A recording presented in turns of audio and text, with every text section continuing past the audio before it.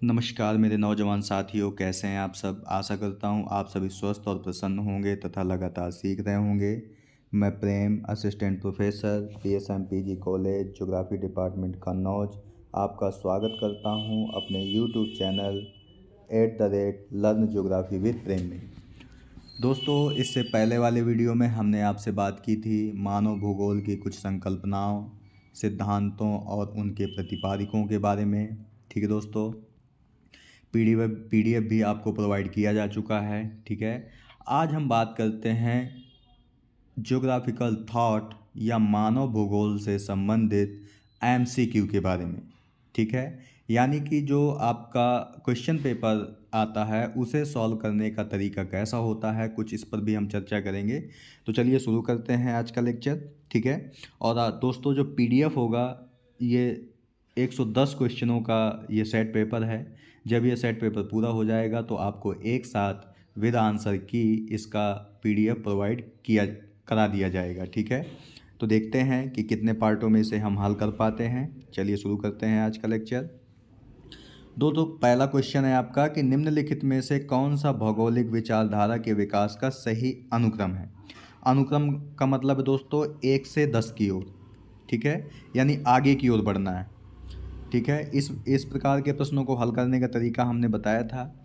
इसे कभी हम हॉरिजेंटल हल नहीं करते। ठीक है, इसे वर्टिकल हल करना होता है। ठीक है, क्योंकि हमें अगर एक दो पता है तो हम आसानी से आंसर तक पहुंच सकते हैं। जैसे इन विकल्पों में जाएंगे तो आपको पता है कि सबसे पहले निश्चयवाद आया था। ठीक है, तो कितने विकल्पों में निश्चयवाद है? 1 और 2 में है, यानी ये तो आपके दो विकल्प सीधे सीधे गलत हो गए।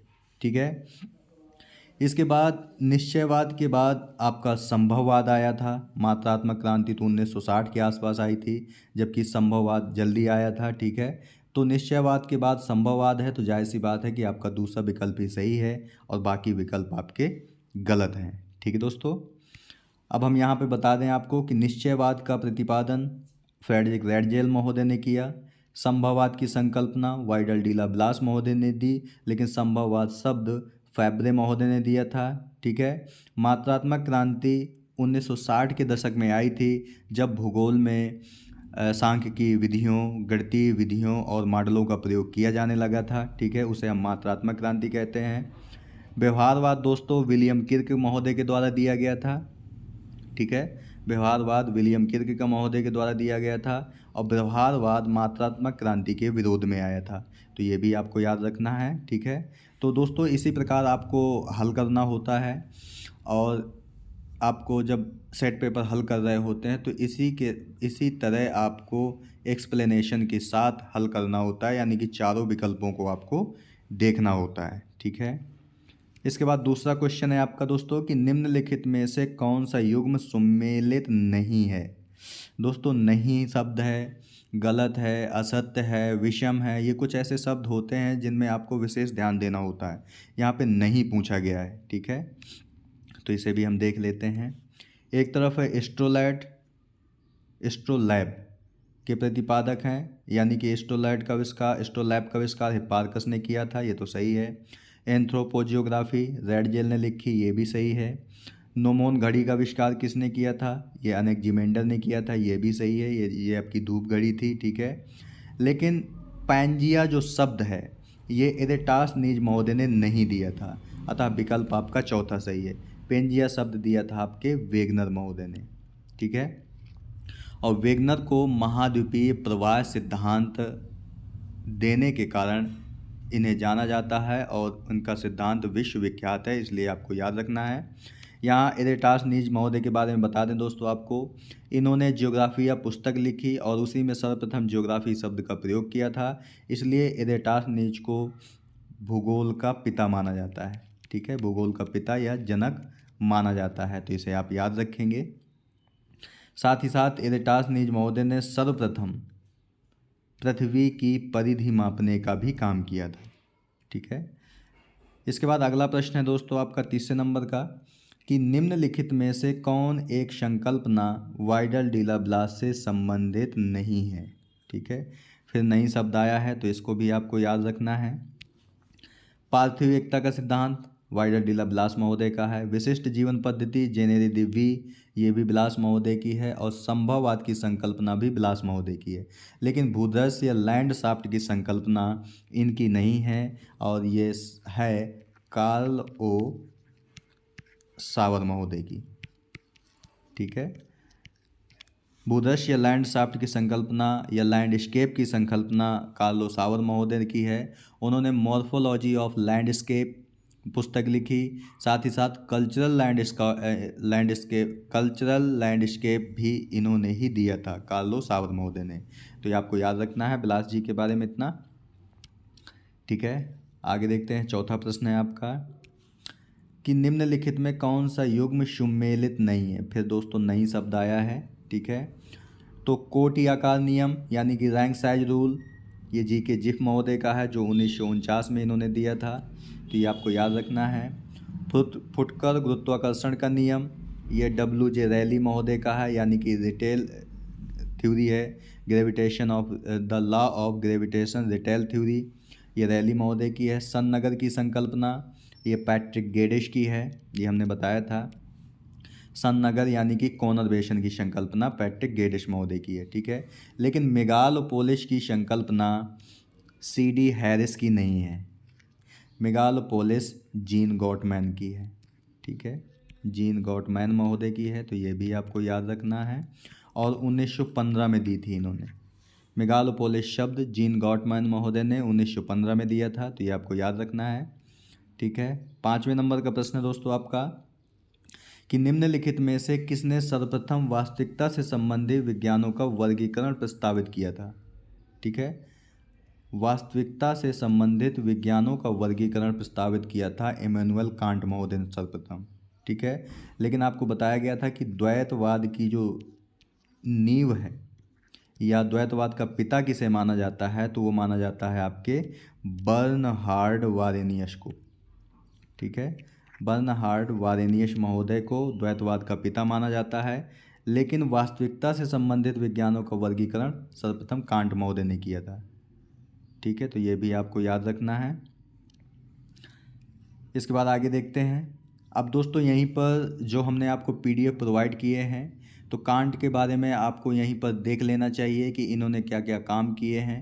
ठीक है, तो इस प्रकार जब आप देखते हैं तभी ये चीज़ें आपके दिमाग में रहती हैं, आखिर काफ़ी हद तक याद भी होती हैं। ठीक है दोस्तों, जैसे हम कांट के बारे में दोस्तों बात करें तो इन्होंने कोरोग्राफी शब्द दिया था। ठीक है, भूगोल को दार्शनिक आधार भी प्रदान किया था इन्होंने ही। इन्होंने सर्वप्रथम भूगोल को विज्ञान का रूप दिया था। ठीक है, इनकी पुस्तकें हैं जैसे theory of heaven, general natural history, critique of pure reasons, critique of judgement. ठीक है, इन्होंने ही दिया था। इन्होंने भूगोल का स्थान भी निर्धारित किया था। इन्हें सैद्धांतिक भूगोलवेत्ता भी माना जाता है। इन्हें आराम कुर्सी वाला दार्शनिक भूगोलवेत्ता माना जाता है। ठीक है, दार्शनिक भूगोलवेत्ता माना जाता है। लेकिन आर्म चेयर ज्योग्राफर, अगर आपसे कोई पूछे कि आर्म चेयर ज्योग्राफर किसे माना जाता है, तो कार्ल रीडर को माना जाता है। लेकिन आर्म चेयर दार्शनिक भूगोलवेत्ता पूछे तो कांट को माना जाता है। तो ये भी आपको याद रखना है। ठीक है, तो इसी प्रकार दोस्तों आपको रिवीजन करना होता है। आगे देखते हैं। व्यवहारवाद यानी बिहेवियरलिज्म निम्नलिखित में किसके विरुद्ध प्रतिक्रिया स्वरूप आया था, यानी किसकी आलोचना करने के लिए व्यवहारवाद लाया गया। तो दोस्तों मात्रात्मक क्रांति के विरोध करने के लिए व्यवहारवाद आया था। ठीक है, तो ये आपको याद रखना है, क्योंकि आपको पता है कि मात्रात्मक क्रांति या मात्राकरण जब भूगोल में हुआ था तो उसमें मानव के व्यवहार की पूर्णतः उपेक्षा कर दी गई थी। लेकिन जब व्यवहारवाद आया तो उसने बताया कि भूगोल में केवल गणितीय पद्धतियों को लागू नहीं किया जा सकता, मानव व्यवहार भी बहुत इम्पोर्टेंट है। ठीक है, अगला प्रश्न है दोस्तों 7वें नंबर का आपका, निम्नलिखित में कौन सही सुमेलित है। यहाँ पे दोस्तों सही पूछ रहा है, कौन सा सही है। ठीक है, तो इसे हम देख लेते हैं। वास स्थान यानी लेबेंसराम की संकल्पना फ्रेडरिक रेडजेल की है, यानी कि बिलास गलत दिया हुआ है। स्पंदन परिकल्पना ये फ्रेडरिक रेडजेल की नहीं है, ये भी गलत है। ठीक है, प्रवास कटिबंध सिद्धांत ये आपके ग्रिफिथ टेलर महोदय का है, तो ये भी आपको याद रखना है। ठीक है। नवनियतिवाद, ये ग्रिफिथ टेलर महोदय के द्वारा दिया गया है, यानी कि आपका चौथा विकल्प दोस्तों सही है। ठीक है। नवनियतिवाद ग्रिफिथ टेलर महोदय के द्वारा दिया गया है। ठीक है।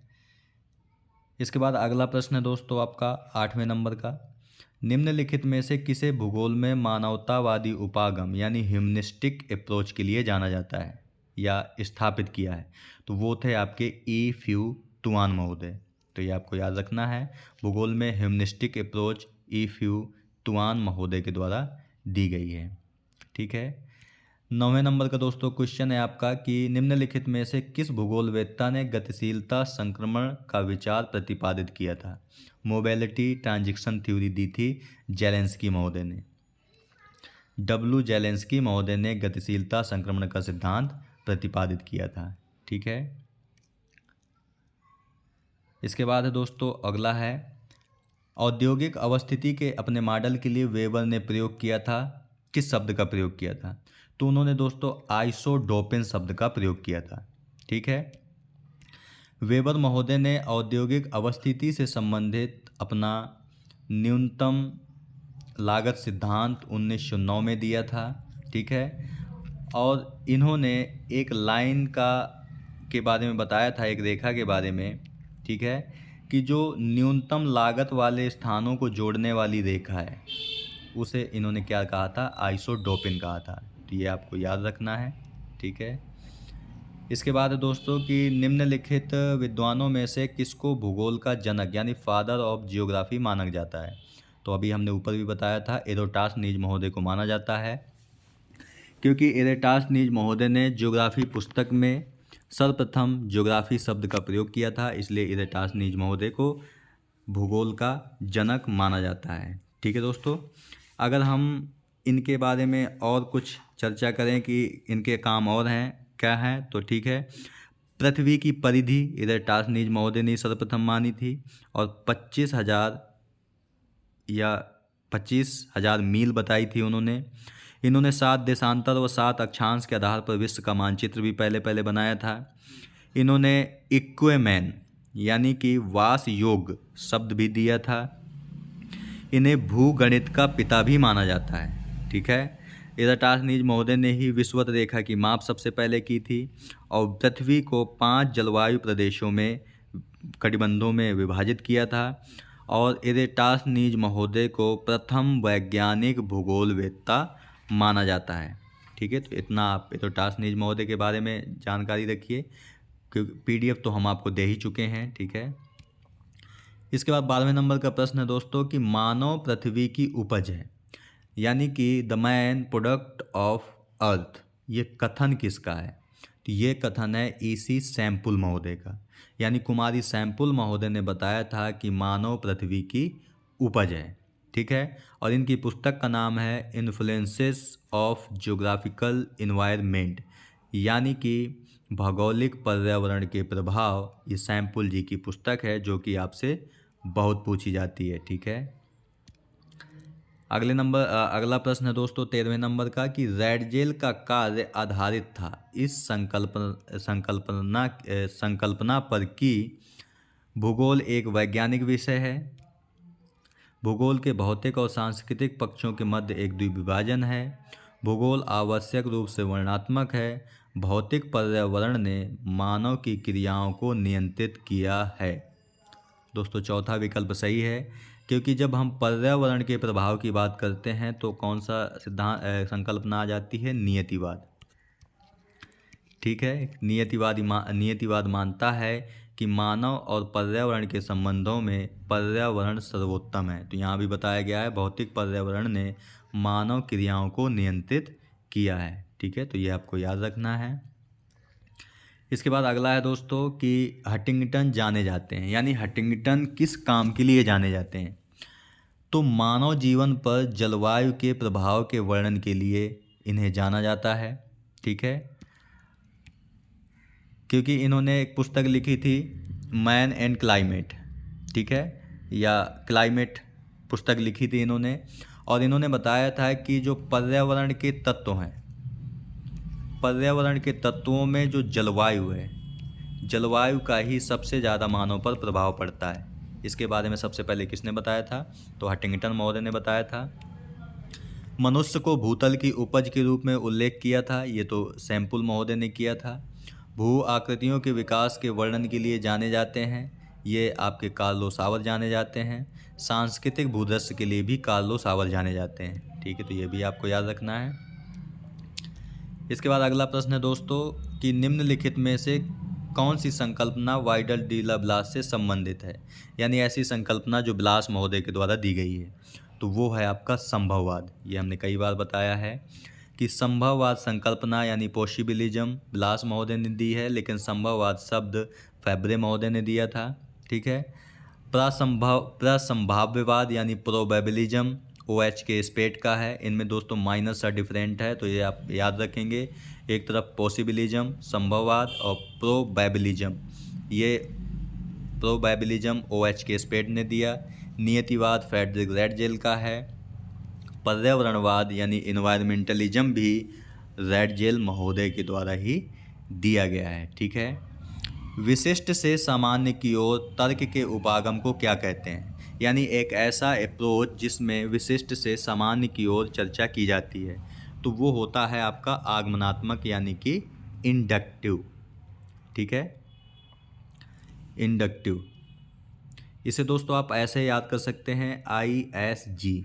ठीक है, यानी इंडक्टिव मेथड स्पेशल से जनरल की ओर चलता है। ठीक है, ISG यानी कि आगमनात्मक, विशिष्ट से सामान्य की ओर। जबकि जो निगनात्मक होता है, जब आपको एक याद हो जाएगा दोस्तों, दूसरा आपको आसानी से याद हो जाएगा। ठीक है, तो निगनात्मक चलेगा आपका जनरल से स्पेशल की तरफ, यानी सामान्य से विशिष्ट की ओर निगनात्मक में जाते हैं, लेकिन विशिष्ट से सामान्य की ओर आगमनात्मक में जाते हैं। तो ठीक है, तो ये भी आपको याद रखना है। 77वें नंबर का क्वेश्चन है दोस्तों कि निम्नलिखित में से किसने यह समर्थन किया था कि जलवायु इतिहास, संस्कृति, जीवन पद्धति तथा व्यवसाय का मुख्य निर्धारक है?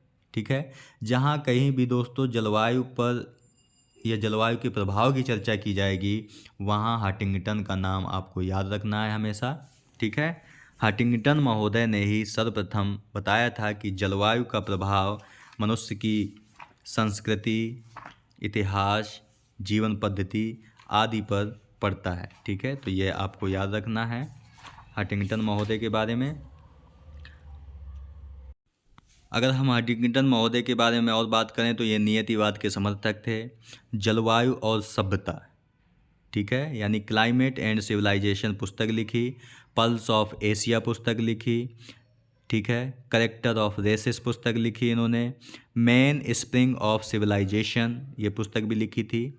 ठीक है, और स्पंदन परिकल्पना, जो ऊपर एक बार दिया गया है शब्द की स्पंदन परिकल्पना किसने दी थी, तो वो हंटिंगटन महोदय के द्वारा ही दी गई थी। ठीक है, तो ये भी आप हंटिंगटन जी के बारे में याद रखेंगे।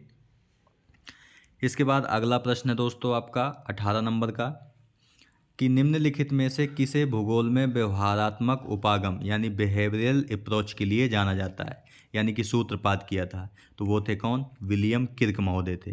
ठीक है, तो ये आपको याद रखना है। विलियम किर्क ने व्यवहारवाद का उपागम दिया था। ठीक है, निम्नलिखित में से किस भूगोलवेत्ता का कल्याणपरक भूगोल यानी वेलफेयर ज्योग्राफी के विकास में सर्वाधिक महत्वपूर्ण योगदान है? तो उनका नाम है दोस्तों DM स्मिथ।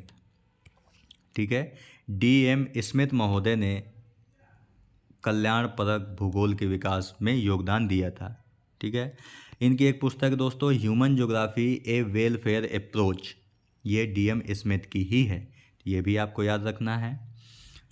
इसके बाद 20वां क्वेश्चन है दोस्तों, सही मिलान करना है इसमें। कौन सुमेलित सही नहीं है, यानी कि गलत आपको छांटना है कि कौन गलत सुमेलित है। A prologue to population geography, Wilbur Zelinsky. The geography of population, GT Trewartha था। The geography of life and death, LD Stamp. ठीक है, और ज्योग्राफी ऑफ टाउन्स, ये J.E. क्लार्क। ये दोस्तों गलत है, क्योंकि geography of towns P.E. James महोदय की है। सॉरी, जो ज्योग्राफी ऑफ टाउन्स है वो स्मेल्स महोदय की है। ठीक है, तो ये आपको याद रखना है, ज्योग्राफी ऑफ टाउन्स स्मेल महोदय की है। और जो बाकी पुस्तकें हैं वो भी इंपॉर्टेंट हैं, वो आप याद रखने हैं। The geography of life and death stamp महोदय की है, बार बार आपसे पूछी जाती है। A prologue to population geography, ये विल्बर जेलेंस्की है, ये भी आपसे बार बार पूछी जाती है। The geography of population G.T. त्रिवार्ता की है, ये भी आपसे पूछी जाती है, तो इसलिए आपको ये सब याद रखना है। ठीक है, इसके बाद अगला क्वेश्चन है कि मानव भूगोल में क्रियाशीलता का सिद्धांत यानी प्रिंसिपल ऑफ एक्टिविटी किसने दी थी। ठीक है, तो दोस्तों क्रियाशीलता का जो सिद्धांत है वो वाइडल ब्लास महोदय ने नहीं दिया था, ये गलत टिक है यहाँ पे, ये जीन ब्रूंज महोदय के द्वारा दिया गया था। ठीक है, तो दोस्तों जो प्रिंसिपल ऑफ एक्टिविटी है, क्रियाशीलता का सिद्धांत है, वो जीन ब्रूंज महोदय के द्वारा दिया गया था। ठीक है, इसके अलावा जीन ब्रूंज की एक पुस्तक है लॉ ऑफ ज्योग्राफी ह्यूमन, ये भी आपसे पूछी जाती है। परिवर्तन का सिद्धांत यानी प्रिंसिपल ऑफ चेंज का सिद्धांत भी जीन ब्रूंज ने दिया था। और परिवर्तन प्रकृति का नियम है, यानी change is the law of nature, ये कथन किसका है, तो वो भी आपके जीन ब्रूंज महोदय का है। ठीक है, तो ये आपको याद रखना है। इसके बाद अगला है दोस्तों कि अपवादवाद के जनक इमैनुअल कांट थे, इस कथन का श्रेय किसे दिया जाता है। ठीक है, तो वो दिया जाता है आपके शेफर महोदय का, A.F.K. शेफर महोदय का। ठीक है, इन्होंने ही बताया था कि अपवादवाद के जनक इमैनुअल कांट हैं। लेकिन आपको दोस्तों ये याद रखना है कि एक्सेप्शनलिज्म इन ज्योग्राफी किसने दिया था, तो ये दिया था आपके शेफर महोदय ने। ठीक है, लेकिन अगर आपसे कोई पूछे कि एक्सेप्शनलिज्म किसने दिया था, तो वो कांट महोदय ने दिया था, तो ये आपको याद रखना है। इसके बाद अगला है दोस्तों कि विश्व के कृषि प्रदेशों का सर्वमान्य वर्गीकरण प्रस्तुत किया था, यानी किसने विश्व को कृषि प्रदेशों में विभाजित किया था, तो वो किया था D. विटिल्सी महोदय ने। ठीक है, दी अर्थ एंड स्टेट पुस्तक में विटिल्सी महोदय ने 5 आधारों पर विश्व को 13 कृषि प्रदेशों में विभाजित किया था, तो ये आपको याद रखना है। ठीक है, तो आपका नंबर सही है। अगला प्रश्न है दोस्तों कि निम्नलिखित में से किसने रुको और जाओ नियतिवाद यानी स्टॉप एंड गो डिटर्मिनिज्म की संकल्पना को प्रस्तुत किया था, तो वो है आपके ग्रिफिथ टेलर महोदय। ठीक है, रुको और जाओ नियतिवाद ग्रिफिथ टेलर जी के द्वारा दिया गया था। ठीक है, इसके अलावा हमने आपसे दोस्तों बताया था कि ग्रिफिथ टेलर महोदय ने ही विश्व की प्रजातियों को 7 वर्गों में विभाजित किया था। ठीक है, साथ ही साथ इन्होंने नगरीय विकास की 7 अवस्थाओं को भी बताया था। ठीक है दोस्तों, और ग्रिफिथ टेलर ने एक पुस्तक लिखी थी जिनका नाम था एन इंट्रोडक्शन टू जियो पैसिफिक्स। ठीक है, मॉडर्न इंडिया इन्हीं की पुस्तक है। इन्वायरमेंट, रेस एंड माइग्रेशन इसी की पुस्तक है। ज्योग्राफी इन 20th सेंचुरी, ये भी ग्रिफिथ टेलर की ही पुस्तक है। ठीक है दोस्तों, इसके अलावा क्लाइमोग्राफ और हीडरग्राफ ग्रिफिथ टेलर महोदय के द्वारा ही बनाया गया था। ठीक है, तो ये भी आपको याद रखना है। और भी बाकी चीज़ें जो हैं इनके बारे में इम्पोर्टेंट हम आपको बता चुके हैं, इनके बारे में वीडियो पड़ा हुआ है। ठीक है, इसके अलावा ग्रिफिथ टेलर से एक और पूछा जाता है कि प्रवास कटिबंध सिद्धांत यानी कि माइग्रेशन जोन थ्योरी या कटिबंध एवं स्तर सिद्धांत यानी स्ट्रेटा जोन थ्योरी किसने प्रतिपादित की थी, तो वो की थी ग्रिफिथ टेलर महोदय ने। ठीक है, तो आपको ऐसे ही बार बार रिवीजन करना है। जब ये चीज़ें आपके बार बार रिवीजन करेंगे तो आपके सब कॉन्शियस माइंड में ये फीड होती चली जाएंगी, फिर आपसे ये कभी नहीं भूलेंगी। ठीक है, तो आपको ऐसे ही हल करना है और याद करना है। 25वें नंबर का क्वेश्चन है दोस्तों कि निम्नलिखित में से किसने नवनियतिवाद यानी न्यू डिटर्मिनिज्म के लिए व्यवहारिक संभववाद यानी प्रैग्मैटिक पॉसिबिलिज्म शब्दावली का प्रयोग किया था। ठीक है, यानी कि नवनियतिवाद के लिए प्रैग्मैटिक पॉसिबिलिज्म यानी व्यवहारिक संभववाद शब्द किसने दिया था, वो दिया था जॉर्ज टैथम महोदय ने। तो ये भी आपको याद रखना है। ठीक है। अब अगला प्रश्न है 26 नंबर का कि संभववाद की संकल्पना भूगोल के किस स्कूल या संप्रदाय से संबंधित है। ठीक है, तो आपको पता है कि संभववाद की संकल्पना ब्लास महोदय ने दी थी। ठीक है, और ब्लास कहाँ के थे? फ्रांस के थे, तो जाहिर सी बात है कि फ्रेंच स्कूल से ये संबंधित है। ठीक है, तो संभववाद संकल्पना फ्रेंच स्कूल से संबंधित है। जो आपका नियतिवाद है वो जर्मन स्कूल से संबंधित है। जो आपका नवनियतिवाद है वो अमेरिकन स्कूल से संबंधित है। तो ये भी आपको याद रखना है। ठीक है, इसके बाद 27 नंबर का प्रश्न है दोस्तों कि निम्नलिखित में से किसने विश्व के प्राकृतिक प्रदेशों की योजना को सर्वप्रथम प्रतिपादित किया था। यानी विश्व को प्राकृतिक प्रदेशों में किसने विभाजित किया था? तो वो किया था हर्बर्टसन महोदय ने। ठीक है, हर्बर्टसन महोदय ने दिया था। हर्बर्टसन महोदय ब्रिटेन के थे, ये आपको याद रखना है।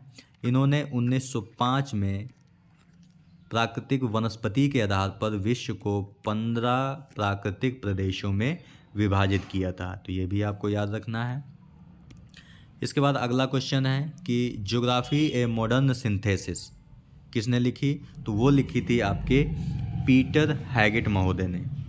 ठीक है, तो ये आपको याद रखना है कि geography a modern synthesis Peter Haggett की है। इसके अलावा भी और बुक हैं इनकी, जैसे locational analysis in human geography, geography of art, models in geography, frontiers in geographical teaching, socio economic model in geography, integrated model in geography. ये पीटर हैगेट महोदय की ही पुस्तकें हैं। ठीक है, अगला क्वेश्चन है locational analysis in human geography. दोस्तों अभी बताया आपको कि ये किसकी पुस्तक है? पीटर हैगेट महोदय की है, locational analysis in human geography. ठीक है, 30वें नंबर का प्रश्न है और आज का लास्ट प्रश्न भी है दोस्तों आपका कि भूगोल को मानव परिस्थितिकी यानी ह्यूमन इकोलॉजी के रूप में किसने परिभाषित किया था? तो वो किया था H.H. बैरोज महोदय ने किया था। मानव परिस्थितिकी के रूप में भूगोल को परिभाषित किया H. बैरोज महोदय ने। अगर आपसे कोई पूछे कि इकोलॉजी शब्द किसने दिया, तो अर्नेस्ट हैकल ने दिया था 1869 में। और इकोसिस्टम शब्द किसने दिया था? तो A.G. टांसले महोदय ने दिया था 1935 में। तो ये भी आपको याद रखना है। ठीक है दोस्तों, तो दोस्तों आज की वीडियो में बस इतना ही, क्योंकि वीडियो अगर लंबा हो जाएगा तो फिर काफ़ी लेंदी हो जाता है, इसलिए हम यहीं तक बात करते हैं। और जो बचे हुए प्रश्न हैं उसकी चर्चा हम अगले वीडियो में कर देंगे, क्योंकि ये पार्ट 1 है। ठीक है, पार्ट 2 में हम चर्चा करेंगे। जितने भी पार्ट बन सकते हैं उतने पार्ट हम बनाएंगे और क्वेश्चन हम सब पर चर्चा करेंगे। ये काफ़ी इम्पोर्टेंट रहते हैं, तो इन्हें आप ज़रूर देखिएगा। ठीक है दोस्तों, PDF आपको लास्ट पार्ट में प्रोवाइड करा दिया जाएगा विद आंसर की, जहाँ से आप देख सकते हैं आराम से। ठीक है, तो मिलते हैं आपसे नेक्स्ट वीडियो में अगले पार्ट के साथ। तब तक के लिए नमस्कार। आप प्रसन्न रहिए, खुश रहिए, मुस्कुराते रहिए और सीखते रहिए, कभी अपने लिए तो कभी अपनों के लिए। धन्यवाद। जय हिंद दोस्तों।